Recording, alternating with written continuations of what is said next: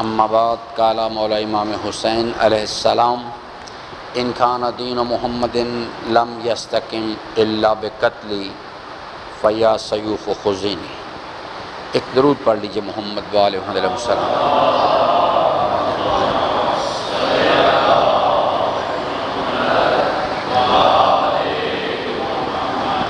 عزیزان محترم، حضرت کے اس ارشاد گرامی کی روشنی میں ہم گفتگو کر رہے تھے غلبہ دین کے حوالے سے کہ غلبہ دین جو ہے کیا چیز ہے، حضرت امام حسین علیہ السلام کیا چاہتے تھے اور اس کو کیسے حاصل کیا جا سکتا ہے۔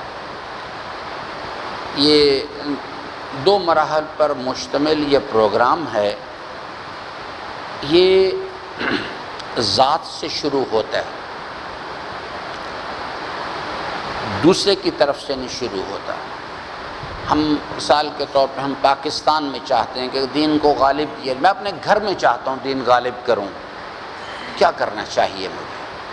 اس یہاں سے شروع کرنا چاہیے، اپنی ذات سے۔ اگر میں اس کو ادر وے راؤنڈ کروں گا، میں چاہوں گا کہ میرے گھر والے، میرا بیٹا، میری بیٹی، میری بیوی، دیگر لوگ وہ جو ہیں دین قبول کر لیں، دین پر عمل کریں، اور میں خود نہ کروں، صبح قیامت تک کوشش کرتا رہوں، کچھ نہیں ہونا، کیونکہ جو اللہ نے سسٹم بنایا ہے میں اس کے الٹ چل رہا ہوں۔ مجھے اپنی ذات سے شروع کرنا، غلبہ دین ذات سے شروع ہوتا ہے۔ جب ایک مرحلے تک میں پہنچ جاؤں گا، یعنی میں اس جو میں نے گزشتہ کل میں اس کو دہرانا نہیں چاہتا، چونکہ آج انشاءاللہ ہم دعائے توسل بھی پڑھیں گے، تو میں اس تفصیل میں نہیں جانا چاہتا۔ گزشتہ گفتگو میں نے بڑی تفصیل سے سمجھائی یہ بات۔ اگر ایک انسان اس مرحلے پر پہنچ جائے گا کہ وہ یعنی اپنی ذات میں دین کو غالب کر لے، چاہے وہ اے کیٹیگری میں کرے، وہ بی کیٹیگری میں کرے، وہ سی کیٹیگری میں، کسی میں لیکن کر لے، اس کو سمجھ آتی ہے۔ اس سے پہلے آدمی کو سمجھ بھی نہیں آتی بات کہ یہ باہر کیا ہو رہا ہے، مورگاہ میں کیا ہو رہا ہے، راول پنڈی میں کیا ہو رہا ہے، دین کس حالت میں ہے اس شہر کے اندر، میرے ماحول کے اندر، اسے سمجھ بھی نہیں آتی بات، کیونکہ خود وہ اپنے وجود میں چونکہ دین کو پامال کر رہا ہوتا ہے تو اسے باہر کی بات بری لگتی نہیں۔ باہر کی بات تو جب بری لگے گی نا مجھے، یا مجھے احساس ہوگا جب میں اپنی ذات میں سے اس خرابی کو نکال دوں گا باہر، جب وہی دین میری ذات کے اندر برباد ہو رہا ہے اور میں بڑے آرام سے کر بھی میں خود ہی رہا ہوں، تو مجھے کیا پریشانی ہے کہ باہر خرابی ہو رہی ہے۔ انسان کو باہر کی بات سمجھ بھی نہیں آتی، اس کو سمجھنے کے لیے کم از کم اس لیول کو کراس کرنا پڑتا ہے۔ یہ میری رائے نہیں ہے، میں آپ کو بتاؤں کہ میں نے یہ قرآن کریم کا فیصلہ ہے کہ یا ایھا الذین آمنوا اتقوا اللہ وکونوا مع الصادقین۔ کونوا مع الصادقین اس جماعت میں شریک ہونا ہے جس نے مورگاہ میں، راول پنڈی میں، پاکستان میں اللہ کا دین بالادست کرنا ہے۔ تو پہلے تو 2 شرط اللہ تعالیٰ نے لگائی ہیں، ایمان اور تقوی۔ اگر میں اس یعنی بارڈر لائن کو کراس نہیں کروں گا تقوی کو، تو مجھے نہ صادقین سمجھ میں آئیں گے، نہ میں کونوا مع الصادقین کروں گا کبھی۔ یہ چیز جو ہے یہ باقاعدہ سائنسی فارمولاز ہیں، یہ اس کے بغیر کام نہیں چلتا۔ اور ہمارے معاشرے کے اندر یہی پرابلم ہے اس وقت کہ ہم چاہتے ہیں کہ سارا پاکستان شیعہ ہو جائے، لیکن مجھے نفس کے ساتھ جنگ نہ کرنی پڑے۔ ہم یہ بالکل امر محال کی آرزو رکھ رہے ہیں، یہ ہو نہیں سکتا کبھی، یہ چیز حد امکان میں نہیں ہے۔ اللہ تعالیٰ نے ایسے سسٹم بنا دیے ہوئے، اگر یہ چیزیں ہوتی نا، یہ باتیں، اس میں کوئی ریلیکسیشن ہوتی، تو حضرت نوح علیہ السلام نے تو اتنے آگے آ کے سفارش کی تھی کہ پروردگارہ یہ میرا بیٹا ہے، اس کو میرے اہل میں، یہ تو نے وعدہ کیا تھا کہ تو میرے اہل کو بخش دے گا، تو اس کو بخش دیا جائے۔ تو اللہ تعالیٰ نے بات تسلیم نہیں کی، اور حضرت نوح علیہ السلام کی نگاہوں کے سامنے ان کے بیٹے کو غرق کر دیا۔ تو میرے عزیزان اگر اللہ تعالیٰ نے نوح کی سفارش کو رد کر دیا اور تسلیم نہیں کیا تو کیا خیال ہے ہماری بات مانے گا؟ یہ ممکن نہیں ہے یہ چیز۔ تو پہلی چیز جو ہے وہ یہ چیز میں آج عرض کرنا چاہتا تو وہ یہ ہے کہ یہ اب آ جائیں، میں نے عرض کیا تھا کہ ذات کے اندر اگر یاد ہو آپ کو میری بات، ذات کے اندر جو شخص بھی اللہ کا دین حاکم کرنا چاہتا ہے اس کو چاہیے کہ تقویٰ کی صلاحیت اپنے اندر پیدا کرے، ورنہ یہ کام نہیں ہو سکے گا۔ تقویٰ کی صلاحیت پیدا کرے گا، جس کے نتیجے میں تزکیہ انسان کے نفس کا ہوگا، اس کے نتیجے میں خلوص سے نیت کا نعمت اللہ عطا کرے گا، پھر اب عمل کرے گا تو اپنی ذات میں اللہ کا دین حاکم کر لے گا۔ دوسرا مرحلہ ہے کہ ہم چاہتے ہیں کہ مورگاہ میں اللہ کا دین حاکم ہو جائے، یا راولپنڈی میں، یا پاکستان میں، اور پھر یہ آخری اسٹیج ہے کہ پورے گلوب پہ، پوری دنیا میں اللہ کا دین حاکم کیا جائے، یعنی ظلم کا خاتمہ کر دیا جائے اور عدالت کو قائم کیا جائے، جو حضرت کا مشن ہے۔ ہم نے اصل میں یہ عزاداری جو ہے یہ اسی الہی تحریک کا ایک حصہ ہے، اور آخری مرحلے کے لیے جماعت کی تیاری کا کام ہو رہی ہے، ورنہ بنیادی طور پہ عزاداری سید الشہداء جو ہے وہ اس لیے نہیں جاری کر دی گئی تھی کہ جناب ہم گریہ وزاری کرتے رہیں، ہم روتے رہیں، جلوس نکالتے رہیں، مجلسیں کرتے رہیں۔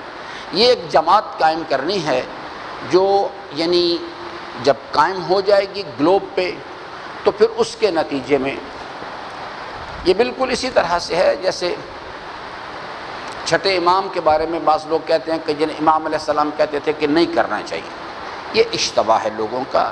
میرے عزیزان، میں نے بارہا عرض کیا ہے یہ اللہ کا پروگرام ہے غلبہ دین کا، کوئی نبی کوئی ولی اس کو نہیں روک سکتا۔ یہ غلبہ دین کا جو پروگرام ہے کسی نبی نے ڈیزائن نہیں کیا ہوا، یہ کسی امام کا بنایا ہوا پروگرام نہیں ہے، یہ اللہ کا بنایا ہوا پروگرام ہے، اور کوئی اس پروگرام کو حکمت عملی جو ہے وہ ویری کرتی ہے، time to time, man to man, حالات کے مطابق بدلتی رہتی ہے۔ لیکن ہم کہیں کہ جناب پروگرام ہی معطل کر دیا گیا، یہ ختم کر دیا گیا، یہ پاسبل نہیں ہے۔ ایک لہجے کے لیے بھی اس کو معطل نہیں کیا جا سکتا کہ کوئی شخص کہے کہ جناب اسے ہم نے معطل کر دیا ہے، یہ چیز ممکن نہیں ہے۔ یہ حکمت عملی بدل سکتی ہے، حکمت عملی جو ہے ایک علیحدہ چیز ہے۔ ذات میں اگر کوئی شخص کرنا چاہتا ہے تو تقویٰ۔ دوسری مرحلہ جو چیز ہے، باقی تفصیل انشاءاللہ اللہ تعالیٰ نے حیات دی، توفیق دی تو کل بات کریں گے۔ اجتماعی زندگی کے اندر اگر یہ لوگ جو ہیں مثال کے طور پہ یہ برادر ہیں، یہ ہیں 10-15 آدمی جو ہیں وہ یعنی اپنے اندر صلاحیت تقویٰ پیدا کر لیتے ہیں، وہ چاہتے ہیں ایک ماحول کے اندر مثال کے طور پر جس محلے میں یہ لوگ زندگی بسر کرتے 100 آدمی رہتے ہیں، تو میں نے آپ کو جو فارمولہ بتایا کہ کم از کم 10 آدمی ہونے چاہیے، لیکن اب 10 افراد تو ہیں لیکن وہ جماعت نہیں بن رہے۔ جماعت جب بنیں گے جب ایک امیر آئے گا، ایک کو امیر تسلیم کریں درمیان میں،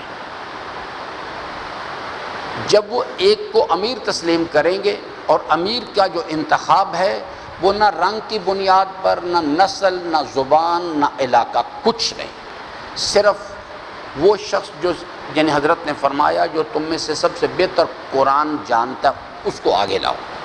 جو سب سے بہتر جاننے سے مراد ہے منشأ خدا و رسول کو سب سے بہتر سمجھتا ہے، سب سے بہتر عمل پیرا ہو، شجاع انسان ہو، دلیر آدمی ہو، مفاد اسلام کو سمجھتا ہو، اس کی تشخیص دے سکتا ہو، اور اس کو ایک بہترین ریسورس مینیجر ہونا چاہیے، اس آدمی کو لاؤ آگے۔ جب وہ لوگ 10 افراد جو ہیں اس کو لیڈر تسلیم کر لیں گے، اور یہ بھی یاد رکھیں اگر اہل فرد ان 10 کے اندر موجود ہے اور وہ جو 10 افراد ہیں کسی وجہ سے بھی سبب کچھ بھی ہو، کسی کم اہلیت کے اپنوں میں سے ہی کسی کم اہلیت کے آدمی کو اپنا امیر بنائیں گے، سارا کھیل الٹ جائے گا، پھر بھی سارا کھیل الٹ جائے گا۔ یہ ساری تباہیاں پیچھے کس لیے آئی ہیں؟ ساری کی ساری اسی لیے تو آئی ہیں، اس فرد کو امیر بنائیں وہ جس وقت اس کو کہتے ہیں ولایت سیاسی، اس شخص کی لیڈرشپ تسلیم کریں اور پھر اس کے ساتھ صرف ایک رائے، اس بنیاد پر چونکہ اس کا انتخاب کیا گیا ہے کہ وہ منشاء خدا و رسول کو سب سے بہتر سمجھتا ہے اور سب سے بہتر عمل پیرا ہے، تو اب اس کے ساتھ پھر صرف ایک رابطہ ہوتا ہے، وقالوا سمعنا واطعنا۔ اگر یہ ہو جائے گا تو وہ 10 افراد جو ہیں اس محلے کے اندر جہاں 100 آدمی رہتے ہیں، جیسے پاکستان کی آبادی، ہم پاکستان کی مثال لیتے ہیں، پاکستان کی آبادی ہے تقریباً اس وقت 22-23 کروڑ کے قریب ہے، ہم آبادی کا 20% ہے، ہم اس آبادی کا تقریباً 5 کروڑ کے قریب۔ اگر اس کا جو 50% افراد ہیں وہ ایک امیر کے پیچھے آ جائیں، میں آپ کو پوری ذمہ داری سے کہتا ہوں، یہ یعنی اس کے وہ لوگ، وہ امیر جو ہے وہ اعلان کر دے ہم پاکستان پہ حکومت کریں گے، دنیا کی کوئی طاقت اس کو نہیں روک سکتی حکومت کرنے سے۔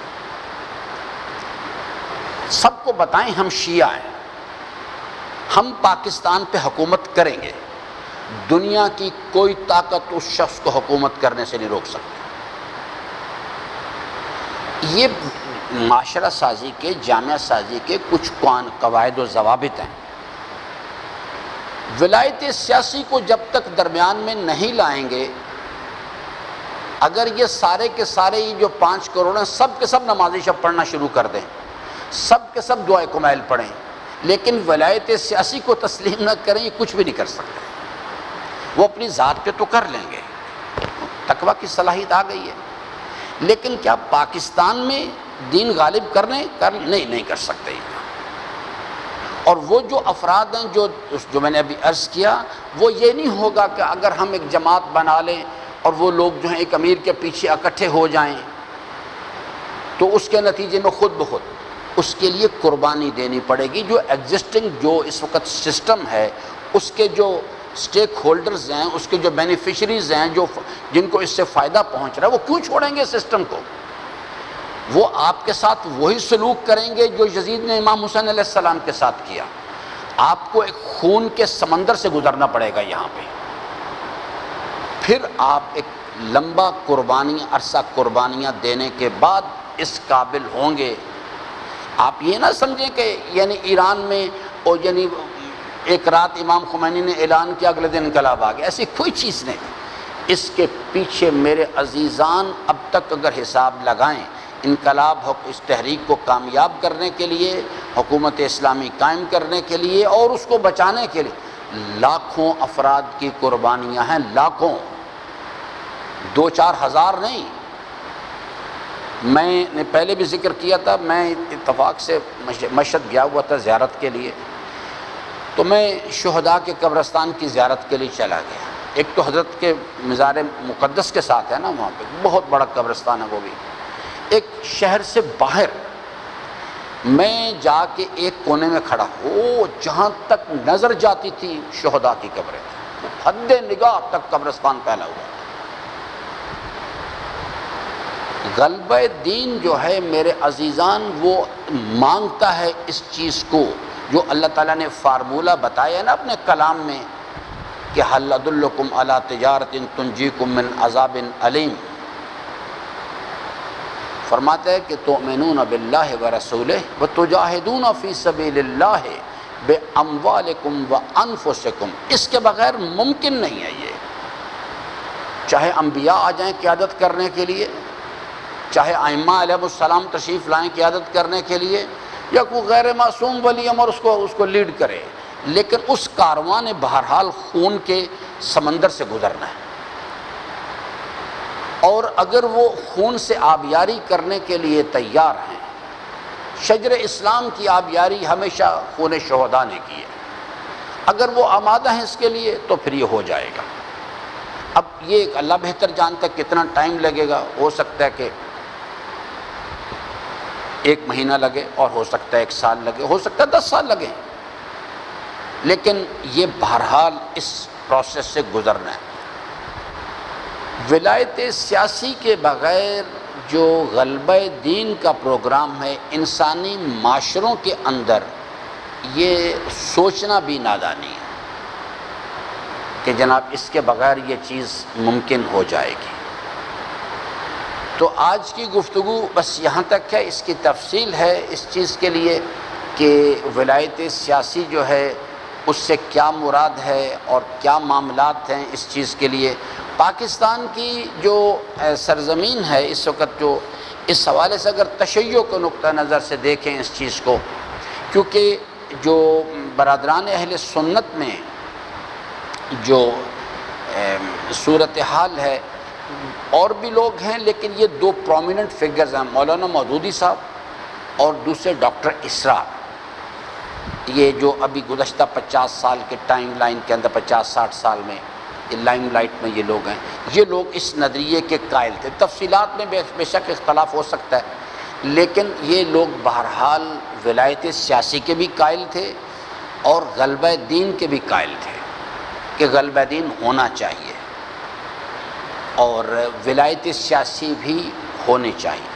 کل انشاءاللہ اس کی میں تفصیل آپ کی خدمت میں عرض کروں گا کہ ولایت سیاسی کی اس وقت کتنی مختلف شکلیں ہیں، کیونکہ ہمارے پاس یعنی خود تشیع کے اندر بھی اس میں بہت سارا اختلاف رائے پایا جاتا ہے، لیکن جو چیز میں نے آپ کی خدمت میں عرض کر دی ہے کہ راستہ صرف یہی ہے۔ اس کے علاوہ چاہے آج سمجھ جائیں، آج یہ کام شروع کر دیں، اور چاہے 100 سال لگا دیں، 100 سال کے بعد ہوگا اسی راستے سے۔ آپ اگر یہ چیز اس کے بغیر ممکن ہوتی تو میرے عزیزان پاکستان کی سرزمین میں کوئی بھی ابراہیم جیسے ایمان والا نہیں ہے۔ آپ دیکھ لیجیے حضرت ابراہیم علیہ السلام نے ایڑی چوٹی کا زور لگا دیا، ایڑی چوٹی کا زور لگایا، لیکن نہیں ہوا۔ حضرت موسیٰ علیہ السلام علی نبینا کیسے کامیاب ہو گئے؟ حضرت موسیٰ علیہ السلام ایک بڑے زبردست فوجی کمانڈر تھے، لیکن جب تک جماعت نہیں آئی نا ساتھ ان کے، اس وقت تک وہ چیز نہیں ہو سکی، ورنہ آپ کی ان کی زندگی کی ابتدائی ایام قرآن کریم میں پوری تفصیل لکھی ہوئی ہے۔ وہ تو خود اپنی جان بچا کے نکل گئے تھے، بڑی مشکل سے وہاں سے اپنی جان بچا کے نکلے۔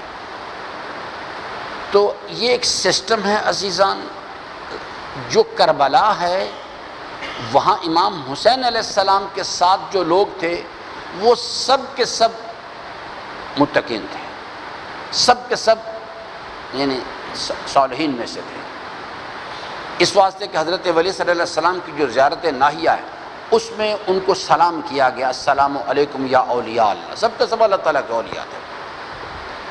لیکن آپ دیکھ لیجئے کہ اس کے باوجود بھی ظاہری طور پر اس واسطے کہ اس چیلنج کا مقابلہ کرنے کے لیے جو اس وقت جو طاغوتی نظام سامنے تھا، جس کو یزید اس وقت لیڈ کر رہا تھا اور اس کا گورنر عبید اللہ ابن زیاد اور اس کے ساتھ جو ان کے رفقا تھے، اور خاص طور پہ حضرت مسلم بن عقیل کی تحریک کو بڑی ڈیٹیل سے پاکستان کے لوگوں کو اسٹڈی کرنا چاہیے۔ حضرت مسلم بن عقیل کا قیام جو ہے اور 1980 میں جو ہم نے کیا یہاں حرکت کی، اسلام آباد میں دھرنا دیا، کہ اگر آپ حضرت مسلم بن عقیل کی تحریک کو کس طرح سے سیبوٹاج کیا گیا،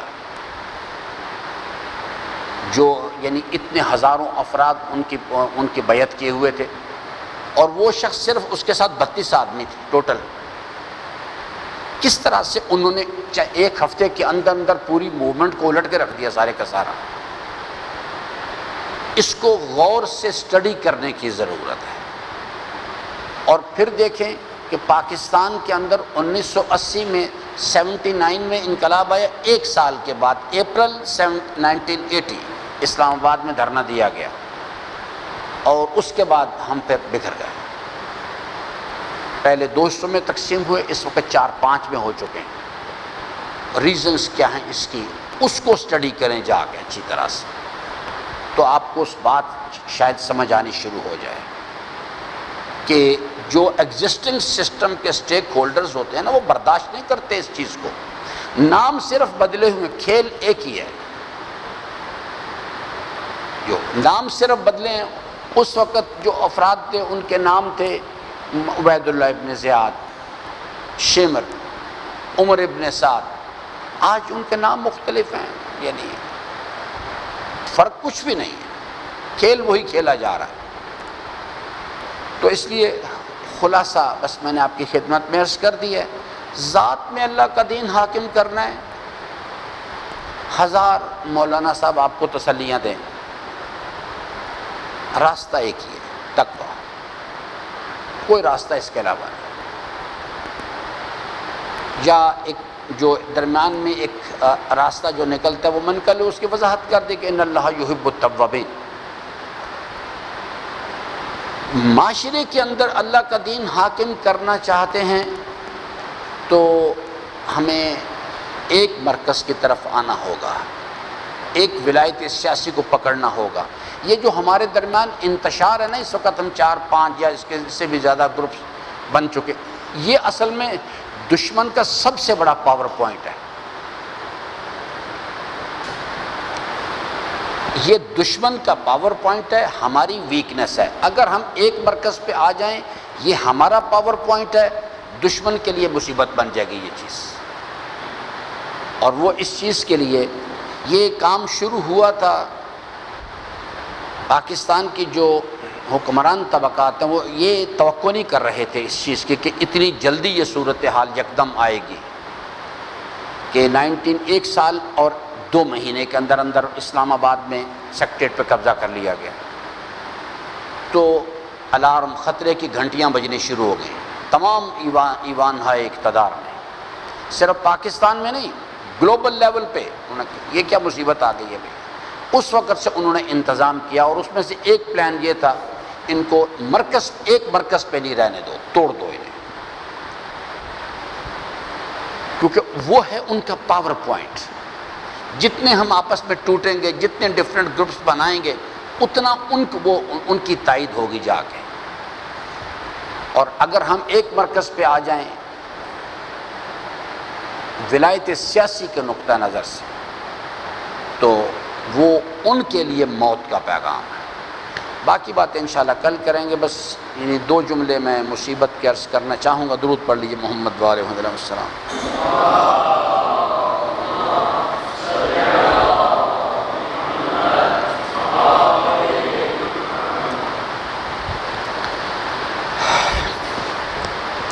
روایات میں عزیزان کہ کربلا کی ایک مصیبت جو ہے وہ تو عصر عاشور تک آئی. اس میں مختلف لوگوں کے مختلف کردار ہیں. یہ بھی میں ایک غلط العام ہے، اس کی اصلاح کریں. یہ 72 کا جو تعداد بیان کی جاتی کربلا کے شہداء، میں نے ابھی تک میں اس کو سمجھ سکا کہ یہ 72 کی تعداد کہاں سے آئی ہے، کون اس کا راوی ہے اس چیز کے لیے. کیونکہ کربلا میں شہداء کی تعداد 100 سے بھی زیادہ ہے. اور یہ بھی ایک چیز یعنی تاریخ کو نہ سمجھنے کا نتیجہ ہے کہ کربلا میں صرف امام زین العابدین علیہ السلام تنہا شخص تھے جو بچے تھے. خود امام حسن علیہ السلام کے صاحبزادے حسن مصنع اسی میں موجود تھے. انہوں نے میدان جنگ میں جا کے جنگ لڑی اور وہ شہید نہیں ہوئے، وہ زخمی ہو گئے تھے، بے ہوش ہو گئے. بعد میں جب جنگ ختم ہو گئی ان کو کوفہ لے جایا گیا، وہاں سے پھر ان کا علاج ہوا. تو اس لیے بہت ساری چیزیں ہیں جو مروجہ گفتگو کے اندر وہ نہیں آتی، جو ان کی بھی اصلاح ہونی چاہیے. اس واسطے کہ ہم کیسے کہہ سکتے کہ شہداء کی تعداد صرف 72 ہے، جبکہ وہاں گنج شہیداں پہ 100 سے زیادہ نام لکھے ہوئے. خود حضرت کے جو ان کی جہاں ان کا مزار مقدس ہے حضرت کا، اس کے بالکل حضرت کے پاؤں کے ساتھ گنج شہیداں ہیں، اس پر تقریباً 100 سے زیادہ تو نام وہاں لکھے ہوئے ہیں. تو یہ بہت سارے اشتباہات ہیں ہماری تاریخ کے اندر جن کو اصلاح وقت کے ساتھ ہو جانی چاہیے اس چیز. صرف ایک جملہ بس عرض کروں گا کہ امام زین العابدین علیہ السلام ہمارا سب سے معتبر سورس ہے. جو تاریخ کربلا کے لیے یا مصائب کے لیے سب سے معتبر ذریعہ ہمارے پاس امام زین العابدین علیہ السلام ہے. روایت میں ہے کہ حضرت اپنے والد بزرگوار کو یاد کرتے تھے، گریہ کرتے تھے، اسی واسطے ان کے ان کے بارے میں زیادہ جن لوگوں نے گریہ کیا اس میں جناب حضرت آدم علیہ السلام ہیں، جناب سیدہ ہیں، جناب امام زین العابدین علیہ السلام ہیں، کچھ اور لوگوں کے نام بھی ہیں۔ امام علیہ السلام گریہ کرتے تھے اپنے والد کو یاد کر کے، لیکن یہ واقعتاً ہم نہیں سمجھ سکتے اس تکلیف کو جو امام علیہ السلام کی، کیونکہ تو ان کی معرفت تھی۔ دوسرا ایک چیز ہے میرے عزیزان کہ روایت میں ہے کہ جس وقت حضرت یا قافلہ روانہ ہوا اور امام علیہ السلام کی سواری اس میدان کے پاس سے گزری اور حضرت نے ان بے گورو کفن لاشوں کو اس طرح سے دیکھا، تو روایت میں ہے کہ حضرت کا چہرے کا رنگ بدلنا شروع ہو گیا۔ تو بی بی ثانیہ زہرا نے جب امام علیہ السلام کے چہرے پہ نظر کی تو فرمانے لگی کہ بیٹا زین العابدین تجھے کیا ہو رہا ہے؟ تو فرمانے لگے کہ پھوپھی اماں، جس باپ کا جوان بیٹا ہو اور باپ کی لاش بے گورو کفن اس کی نگاہوں کے سامنے پڑی ہو اور اس کو اجازت نہ ہو کہ وہ اپنے باپ کو کفن دے سکے اور اسے دفن کر سکے، تو اس جوان بیٹے کو اگر موت نہ آئے تو پھر کیا آئے؟